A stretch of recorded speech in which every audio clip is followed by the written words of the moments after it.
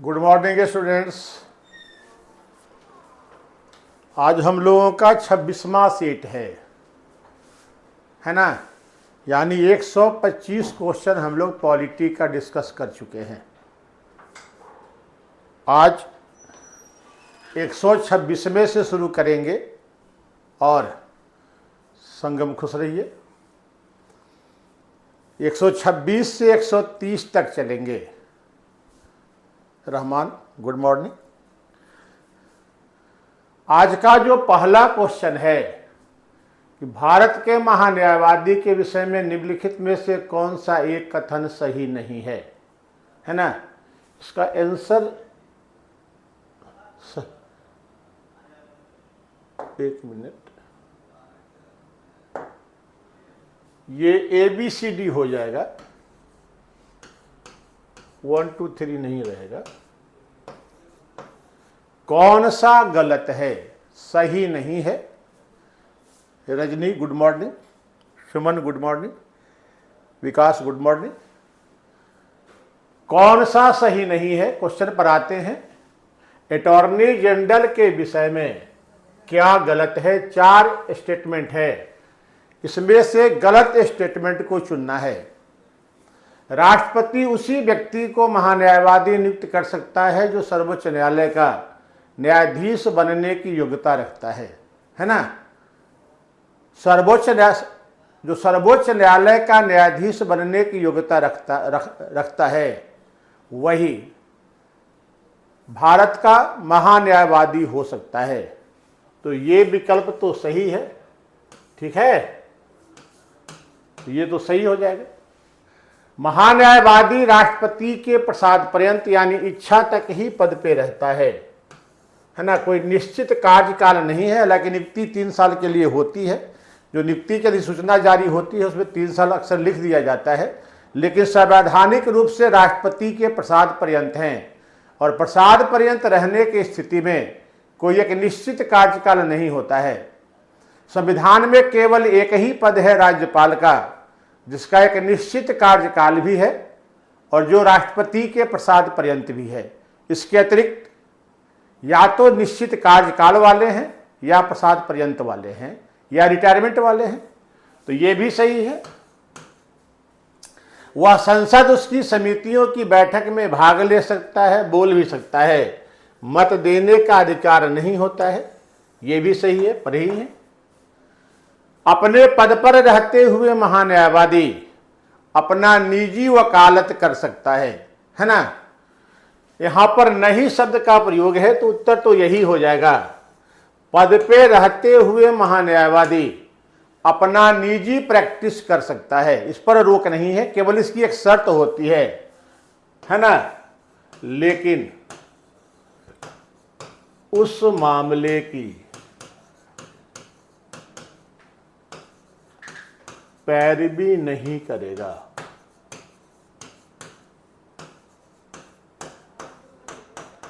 जिसका एक पक्षकार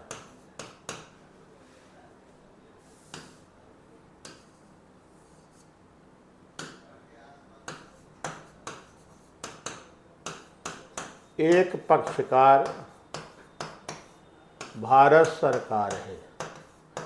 ऐसे मामलों की पैरवी करने पर रोक है, क्योंकि भारत सरकार का वकील वो खुद है। और गुड मॉर्निंग आकाश। और दूसरे पक्ष का भी वकील अगर यही हो गया तो फिर मामले की सुनवाई कैसे होगी। इसलिए वैसे मामलों के पैरवी करने पे रोक है जिसमें एक पक्ष भारत सरकार है। उसको छोड़कर अन्य मामलों में वो पैरवी कर सकता है, अपना निजी प्रैक्टिस कर सकता है। इसलिए यही विकल्प सही होगा। प्रैक्टिस करेगा, महान्यायवादी भी कर सकता है, महाधिवक्ता भी कर सकता है, दोनों कर सकता है। महान्यायवादी भारत सरकार के विरुद्ध और महाधिवक्ता अपने राज्य के राज्य सरकार के विरुद्ध मामले की पैरवी नहीं करेंगे। बस यही शर्त होती है। दूसरा, भारतीय न्यायपालिका के संदर्भ में निम्नलिखित कथनों पर विचार कीजिए और सही कथन चुनिए। भारत के राष्ट्रपति की पूर्व अनुमति से CJI उच्चतम न्यायालय से सेवानिवृत्त किसी न्यायाधीश को उच्चतम न्यायालय के न्यायाधीश पद पर बैठने और कार्य करने हेतु बुला सकता है। ठीक है, ये बुलाने का अधिकार है मुख्य न्यायाधीश को भारत के राष्ट्रपति की पूर्व अनुमति पर। ऐसे न्यायाधीश को तदर्थ न्यायाधीश कहा जाता है ना। एडहॉक जज होते हैं ये, एडहॉक जज। इसमें सुप्रीम कोर्ट के रिटायर्ड जज या हाई कोर्ट के ऐसे जजों को नियुक्त करने का प्रावधान है जो सर्वोच्च न्यायालय का न्यायाधीश बनने की योग्यता रखता है। ऐसे लोग नियुक्त हो सकते हैं, है ना। तो ये कथन सही है। भारत में किसी भी उच्च न्यायालय को अपने निर्णय के पुनर्विलोकन की शक्ति है जी, जैसा कि उच्चतम न्यायालय को प्राप्त है। उच्चतम न्यायालय को अनुच्छेद 137 के तहत अपने निर्णय की समीक्षा का अधिकार है ना। अनुच्छेद, गलती से हम लोग इसी को जुडिशियल रिव्यू समझ लेते हैं, न्यायिक पुनर्विलोकन समझ लेते हैं, लेकिन ऐसा है नहीं, है ना। जुडिशियल रिव्यू कुछ और होता है, व्यापक है, वो बहुत व्यापक होता है। और फिर निर्णय की ही समीक्षा कर रहा है तो विधायिका और सरकार से झगड़ा क्यों होगा, करते रहो भाई। तो सुप्रीम कोर्ट के पास ये अधिकार है कि अपने निर्णय की समीक्षा करे। किया भी गया। निजता को खड़ग सिंह वाले मामले में न कहा गया, पुट्टा स्वामी वाले में हाँ कह दिया। इच्छा मृत्यु को अरुणा सेनवाग वाले मामले में न कहा गया, बाद में हाँ कह दिया गया। समलैंगिकता व्यभिचार को पहले न कहा गया, बाद में हाँ कहा गया। तो कई मामले हैं, उदाहरण भरे पड़े हैं। उसे अपने निर्णय की समीक्षा का अधिकार है, लेकिन हाई कोर्ट को अनुच्छेद 137 वाली व्यवस्था प्राप्त नहीं है। ये शक्ति हाई कोर्ट के पास नहीं है, सुप्रीम कोर्ट के पास तो है अनुच्छेद 137। हाई कोर्ट को अपने निर्णय को रिव्यू करने का अधिकार नहीं है। अगर निर्णय से किसी को एतराज है, जाएगा सुप्रीम कोर्ट, है ना। तो ये मामला, इसमें केवल 2 सही हो जाएगा। पहला वाला सॉरी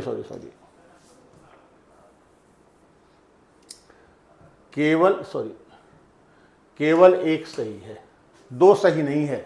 हाई कोर्ट के पास ऐसा कोई अधिकार नहीं है। ठीक है। तीसरा क्वेश्चन, 2 या 2 से अधिक राज्यों के बीच जल विवाद होता है तो इससे संबंधित मामला सर्वोच्च न्यायालय के किस अधिकारिता के अंतर्गत आएगा? किस अधिकारिता के अंतर्गत आएगा? देखिए और उत्तर दीजिए। नदी जल विवाद, है ना। जल विवाद, नदी जल विवाद पूरा होना चाहिए था।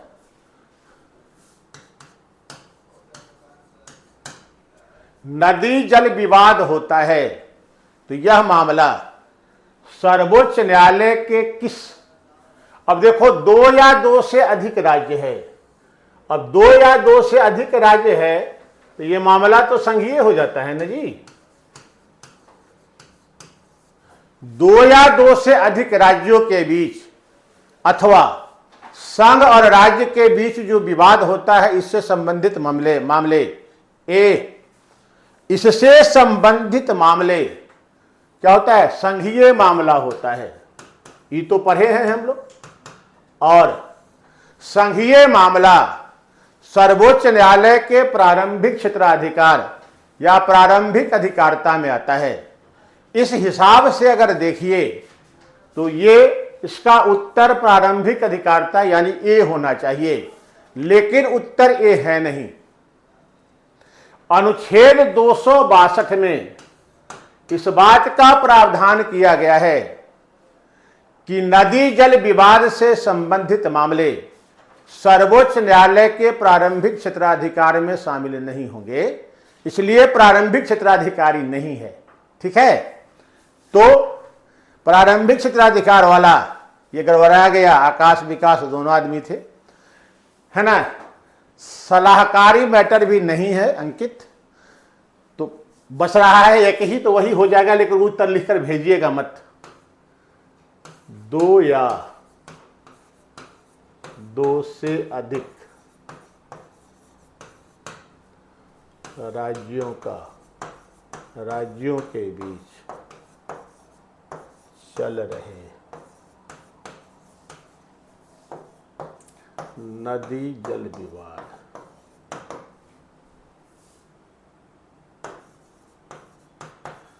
सर्वोच्च न्यायालय के प्रारंभिक क्षेत्राधिकार में नहीं आता है। कुछ संघीय मामले को सुप्रीम कोर्ट के प्रारंभिक क्षेत्राधिकार से बाहर रखा गया है। उसमें एक तो नदी जल विवाद है और दूसरा किसी ऐसे संधि या समझौते से उत्पन्न मामले जो 26 जनवरी 1950 से पहले हुआ था। अगर उस संधि या समझौता से कोई विवाद उत्पन्न होता है संघ राज्य के बीच या कि राज्यों के बीच, तो ये संघीय मामला इसमें नहीं आएगा, है ना। इसके बाद कौन सा मौलिक अधिकार का मामला है अंकित कि रीट हो जाएगा, है ना। तो ना तो प्रारंभिक क्षेत्राधिकार होगा, न रीट होगा, न सलाहकारी, तीनों में से कोई नहीं होता है। इस प्रकार के मामले अपीलीय अधिकारिता में शामिल होते हैं। नदी जल विवाद की सुनवाई ट्रिब्यून में किया जाता है, अधिकरण में किया जाता है, और ट्रिब्यून जो निर्णय देती है उसके विरुद्ध अपील सुप्रीम कोर्ट में की जाती है। इसलिए नदी जल विवाद से संबंधित मसला सर्वोच्च न्यायालय के अधीन अपीलीय अधिकारिता में शामिल होता है ना। ना वो रीट याचिका है, न रीट अधिकारिता है। PIL रीट अधिकारिता है, लेकिन नदी जल विवाद नहीं है। ना उसके प्रारंभिक अधिकारिता में आता है और ना ही सलाहकारी अधिकारिता में आता है, वो आता है अपीलीय में। आप इधर हाल में मोदी साहब के समय में, लगता है 2-3 साल पहले, नदी जल विवाद के निपटारे के लिए अस्थायी ट्रिब्यून का गठन कर दिया गया है। पहले अस्थायी नहीं होता था, पहले बनाया जाता था जब विवाद उत्पन्न होता था, तो अब अस्थायी ही बना दिया गया है ताकि केंद्र पर यह आरोप न लगे कि वो राज्य के साथ पक्षपात कर रहा है। तो ये अपीलीय अधिकार में आता है, न कि रीट में आएगा, ठीक है। अपीलीय अधिकार है। पहले मामला ट्रिब्यून को जाएगा, ट्रिब्यून उस पर जो निर्णय करेगी उसके विरुद्ध अगर कोई पक्षकार चाहता है तो सुप्रीम कोर्ट में अपील कर सकता है, तो अपीलीय अधिकार में आएगा, ना कि रीट में आएगा, ठीक है। चौथा, मौलिक अधिकार के संदर्भ में निम्नलिखित कथनों पर विचार कीजिए। भाग 3 में जो मौलिक अधिकार दिए गए हैं और इसके तहत जो दंड घोषित किया गया है उसे प्रभावी बनाने के लिए विधि बनाने का अधिकार केवल संसद को है, राज्य विधानमंडल को अधिकार नहीं होता है, ठीक है। हमने यहां पर राज्य विधानमंडल भी लिख दिया है। राज्य विधान यहां तक तो सही है, राज्य विधानमंडल यहां गलत हो जाते हैं। यह है अनुच्छेद 35 की व्यवस्था। अनुच्छेद 35 में यह प्रावधान है कि भाग 3 में दिए गए मौलिक अधिकारों और इसके तहत जो दंड घोषित किया गया है उसे प्रभावी बनाने के लिए विधि निर्माण संसद करेगी, राज्य विधानमंडल को अधिकार होता ही नहीं है। इसलिए पहला कथन ये राज्य विधानमंडल के पूछ के कारण गलत हो जाता है, संसद तक बात सही है। मौलिक अधिकारों के संबंध में रीट जारी करने की उच्च न्यायालय की शक्ति सर्वोच्च न्यायालय, इसका उत्तर भेजे हैं भाई, सर्वोच्च न्यायालय से अधिक है जी। उच्च न्यायालय के रीट जारी करने की शक्ति सर्वोच्च न्यायालय से अधिक होती है। 226 ज्यादा व्यापक है 32 की तुलना में। सर्वोच्च न्यायालय को केवल भाग 3 में जो अधिकार दिए गए हैं उसी के संबंध में विधि बनाने का अधिकार है, रीट जारी करने का अधिकार है। जबकि उच्च न्यायालय को भाग 3 से बाहर जो मौलिक अधिकार हैं उसके लिए भी रीट जारी करने की शक्ति प्राप्त होती है। इसलिए उच्च न्यायालय की शक्ति अधिक व्यापक है। जैसे अनुच्छेद 265 विधि के प्रावधान के बिना कोई कर आरोपित नहीं किया जा सकता है, इस पर भी रीट जारी हाई कोर्ट कर सकता है। अनुच्छेद 301 जो वाणिज्य व्यापार से संबंधित है, इस पर भी हाई कोर्ट रीट जारी कर सकता है। जबकि इन मसलों पर, इन प्रावधानों पर सुप्रीम कोर्ट को रीट जारी करने का अधिकार नहीं होता है। इसलिए उच्च न्यायालय की शक्ति रीट अधिकारिता के मामले में सुप्रीम कोर्ट से अधिक है। तो ये कथन तो सही हो जाता है।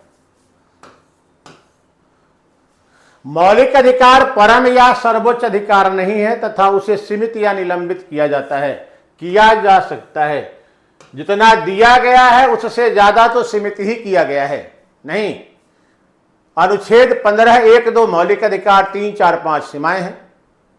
अनुच्छेद 16(1)(2) मौलिक अधिकार 16(3), 4, 4 क, 4 ख, 5, 6 सीमाएं ही हैं। तो सीमाओं के दायरे में ही है। लोक कल्याण के लिए सीमित किया जा सकता है और राष्ट्रीय सुरक्षा के लिए निलंबित करने का भी प्रावधान है ना, दोनों है। इसलिए ये भी सही हो जाएगा। तो कथन 2 और 3 सही है, 2 और 3 ही सही है। ठीक है। अब राज्य के नीति निर्देशक तत्व के संबंध में कौन सा कथन सही नहीं है ना। प्रकृति तो सकारात्मक है, यहां तक सही है। नहीं, हमको लगता है कि 38 से लेकर 51 तक जो निदेशक तत्व की चर्चा है, 9 शब्द का प्रयोग कहीं हुआ ही नहीं है। एक जगह भी 9 शब्द का प्रयोग नहीं है। सब में यही है, राज्य करेगा, राज्य का कर्तव्य है, ऐसा होना चाहिए, ये लागू हो।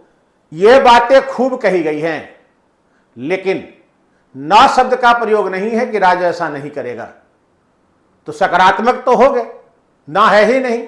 ना रहता तो नकारात्मक, जैसे मौलिक अधिकार नहीं करेगा, किसी को विधि के समक्ष समानता से वंचित नहीं करेगा, किसी को जाति, धर्म, लिंग जो भी है उसके आधार पर भेदभाव नहीं करेगा, है ना। नागरिक के साथ इन आधारों पे अवसर की समानता में भेदभाव नहीं होगा। 9 शब्द का प्रयोग ज्यादा है, इसलिए नकारात्मक है वो।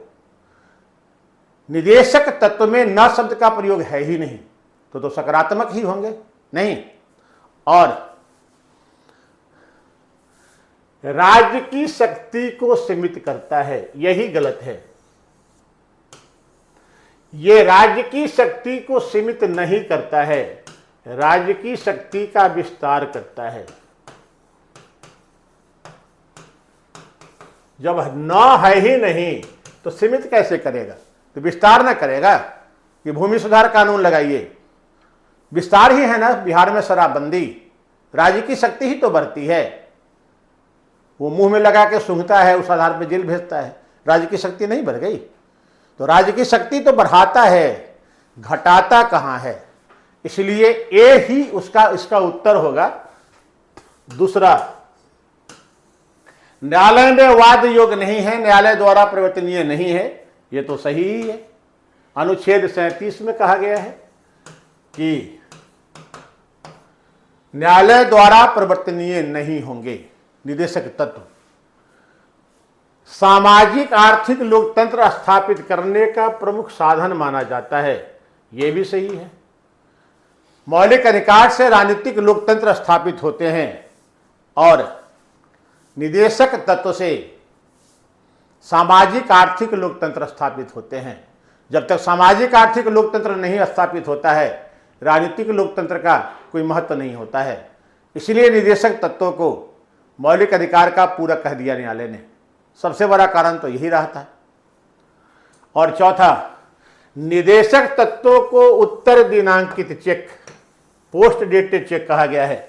इसमें क्या कहा गया है कि राज्य अपनी शक्ति, सामर्थ्य और परिस्थितियों के अनुरूप इन तत्वों को लागू करने का प्रयास करेगा। चेक है मिला हुआ भाग 4, लेकिन कब लागू होगा ये परिस्थितियों पर निर्भर करेगा, सरकार के सामर्थ्य पर निर्भर करेगा। लगभग सभी को लागू किया जा चुका है, लेकिन 44 लागू होने की भी परिस्थितियां नहीं बन पाई है, इसलिए अभी भी वो पेंडिंग में ही है चेक मिला हुआ कि यूनिफॉर्म सिविल कोड लागू होगा, लेकिन साइन कब होगा, भंजेगा कब, ये परिस्थितियां तय करेंगी। इसीलिए इसको पोस्ट डेटेड चेक कहा गया है। चेक है मिला हुआ, तिथि की जानकारी नहीं है। नहीं, कभी कभी किसी से चेक लेते होंगे तो चेक काट देता है, पेमेंट लेने गए चेक काट दिया, लेकिन कहेगा क्या कि 10 दिन के बाद डालिएगा, अभी पैसा उसमें नहीं है। वही होता है पोस्ट डेटेड चेक, वही है निदेशक तत्व। हम 60 के 70 के दशक में इस पंचायती राज व्यवस्था को लागू नहीं कर सकते थे। लागू करते देश में क्रांति हो जाती। जितना अधिकार हमने इस पंचायती राज व्यवस्था के तहत महिलाओं को दे दिया है, भारतीय समाज इतनी स्वतंत्रता महिलाओं को 60-70 दशक में स्वीकार नहीं कर पाता। हमने अंतिम दशक में लागू किया, 90 के दशक में सब कुछ स्वीकृत है, कोई दिक्कत नहीं है। हम 50-60 के दशक में मनरेगा लागू नहीं कर सकते थे, 2006 में लागू किया, चल रहा है ना। तो शक्ति, सामर्थ्य, परिस्थितियों के अनुरूप ही लागू करना है। इसीलिए लगता है जेबी कृपलानी साहब ने कहा है, लगता ही है भाई, हम कन्फर्म नहीं है कि ये पोस्ट डेटेड चेक है, सुविधा के अनुसार राज्य से भेजाता रहेगा। ठीक है, तो ये भी सही है। गलत केवल ये है, राज्य की शक्ति को सीमित नहीं करता है, इससे राज्य की शक्ति का विस्तार होता है। जमींदारी प्रथा का अंत किया, भूमि छीनने लगा, राज्य की शक्ति बढ़ गई। भू हदबंदी कानून पारित किया, भूमि की सीलिंग एक्ट, भूमि की अधिकतम सीमा तय कर दिया, जिसके पास ज्यादा था छीनने लगा, है ना। या फिर 6 वर्ष से कम आयु के बच्चों का शिशुत्व देखरेख शिक्षा का प्रावधान किया, आंगनबाड़ी खोला जा रहा है, सरकार ही खोल रही है, राज्य ही खोल रहा है, तो सब कुछ लागू है। दुर्बल वर्गों को अन्याय से और शोषण से रक्षा के लिए हरिजन एक्ट पारित कर दिया। अब जो इस तरह का वारदात करते हैं पकड़ के सीधे जेल में रख दिए जाते हैं। राज्य की शक्ति तो बढ़ गई, घटा कहाँ? नहीं, तो सीमित नहीं होता है, विस्तार हो जाता है। तो यही एक गलत हो गया, है ना, ये गलत है, तो वही उत्तर होगा। महान्यायवादी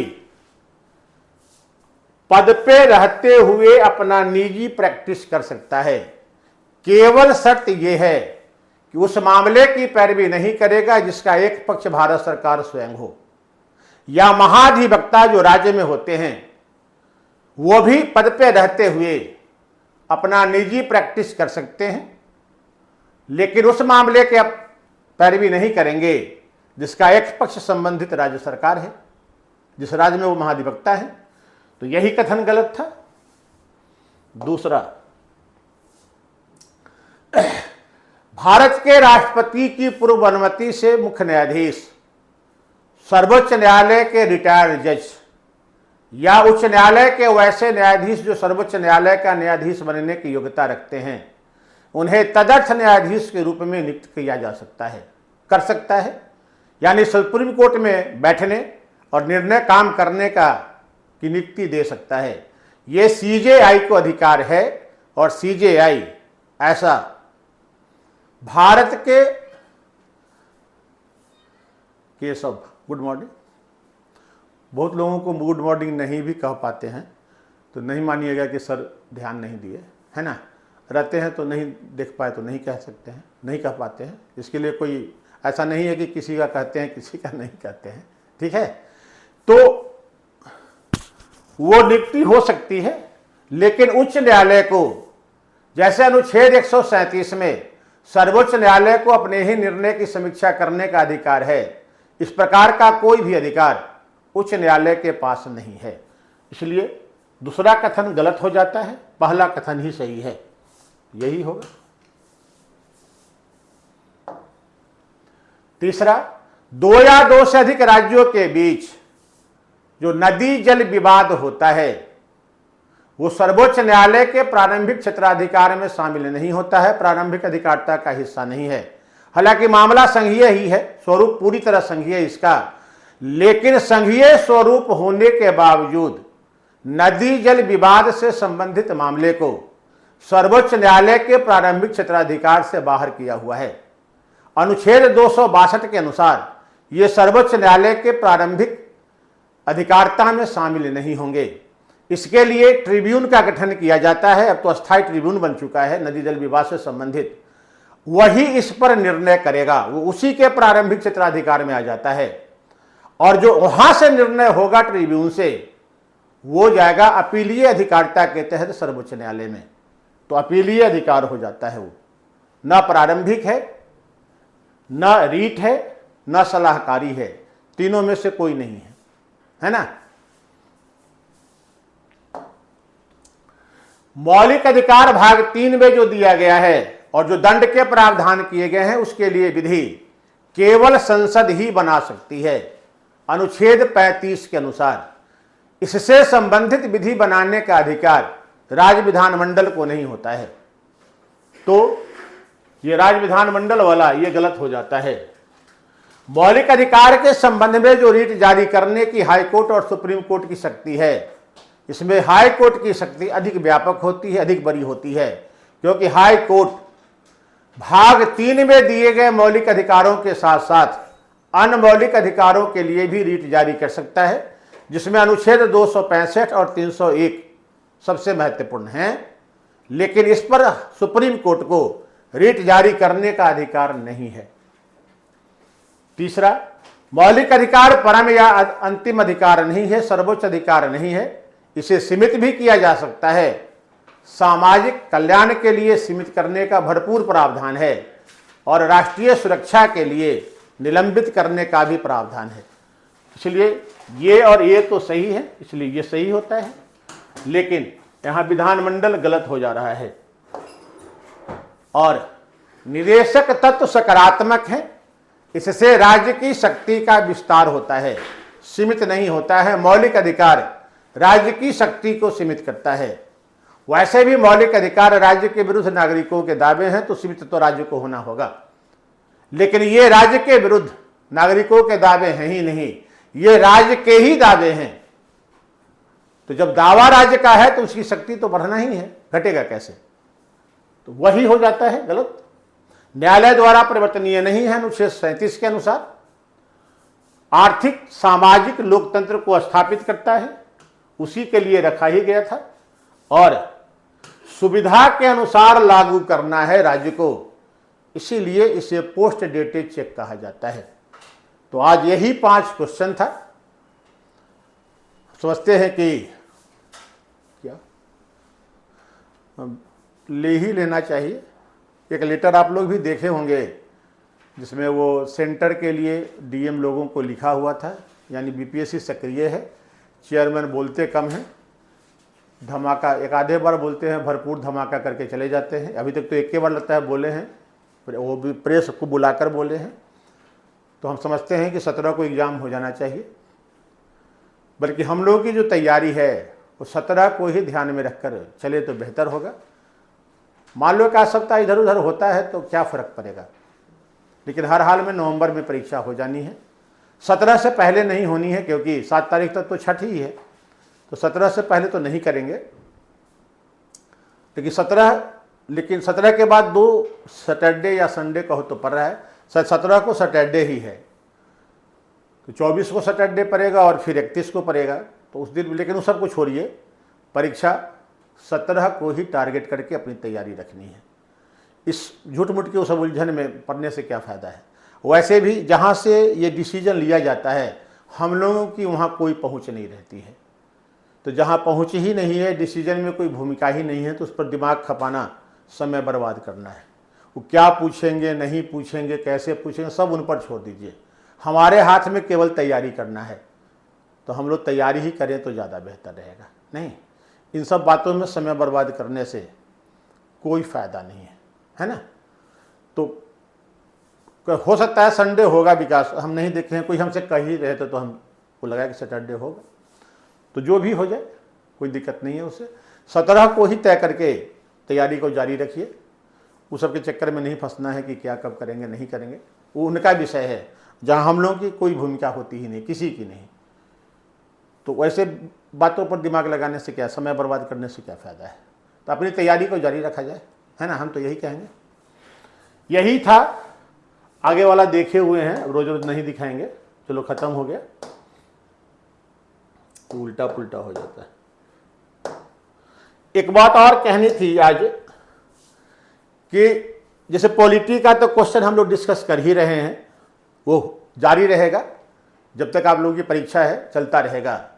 हमारी इच्छा बीच में ये है कि बीच बीच में इसमें कुछ इकोनॉमी का क्वेश्चन भी जो कंसेप्चुअल टाइप का होता है, जो क्वेश्चन को बनाने में मदद कर सकता है, अगले सप्ताह से, इस सप्ताह भर तो नहीं, सप्ताह में 2 दिन, कल और परसों अभी है, पॉलिटी ही चलेगा। अगले सप्ताह से पॉलिटी के साथ 1-2 क्वेश्चन इकोनॉमी का भी डाला रहेगा, जिससे कि उसको भी थोड़ा सा हम लोग अपने दायरे में ले लें ताकि तैयारी में सुविधा हो। तो पॉलिटी का 1 क्वेश्चन हो, 2 क्वेश्चन हो, 3 हो, कभी कभी होगा तो 5 क्वेश्चन डाल दिया जाएगा, ताकि पॉलिटी के साथ थोड़ा इकोनॉमी को भी देखते चला जाए। लेकिन ये व्यवस्था अगले सप्ताह से, इस सप्ताह भर नहीं है, अगले सप्ताह से होगा। इकोनॉमी का भी कुछ क्वेश्चन रहेगा, ठीक है। तो पॉलिटी के साथ इकोनॉमी भी करेंगे, देखा जाएगा, कुछ होगा तो अन्य विषय भी शामिल किया जाएगा, लेकिन अभी इकोनॉमी ही शामिल करने का विचार हुआ है। तो अगले मंडे से रहेगा ऐसी व्यवस्था, कल और परसों पॉलिटी ही रहेगा, ठीक है। तो आज तक के लिए इतना ही, धन्यवाद। रहेगा इकोनॉमी कंसेप्चुअल टाइप का, कुछ करेंट भी दे दिया करेंगे, करेंट का जो है, जैसे जो भी बातें होती हैं थोड़ा सा उसको देखते चलेंगे, ठीक है ना। तो इकोनॉमी अगले सप्ताह से कुछ क्वेश्चन रहेंगे इसमें। चलिए धन्यवाद। संतोष जी।